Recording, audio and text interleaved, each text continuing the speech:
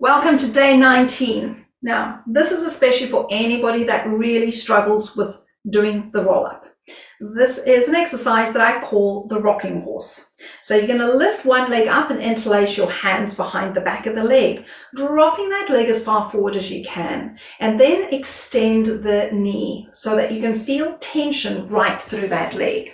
Now, the key thing here is that your leg is really heavy, and the more it weighs, the further forward it's going to pull you. So as the leg pushes forward, the armpits slide down, it's going to pick your head up. You're in your canoe shape.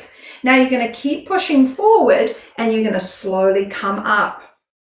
Now keep the weight of your leg in your hands and you're going to roll back down. So you're going to make your canoe shape and you're going to slowly roll down. Roll down until you get to the mid-shoulder blade. Don't put your head down, and then push forward and come back up again.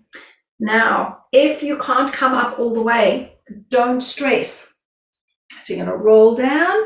If you want to lose it here, then I suggest that you try and slow it down by pushing this leg down a little bit more and seeing if you can control that. You might even have to bend your knee a bit and pull your heel towards your bottom so that you can control that movement down. Okay, same for when you come up. Don't use momentum, don't force yourself. Just really have that sense of pushing forward into your hand with your leg. Your temptation is going to be to lift your shoulders, and it's not going to work. Yeah, so as soon as you lift your shoulders, you take away your abdominal control. Beautiful. And then just relax down, and we're going to compare the two sides.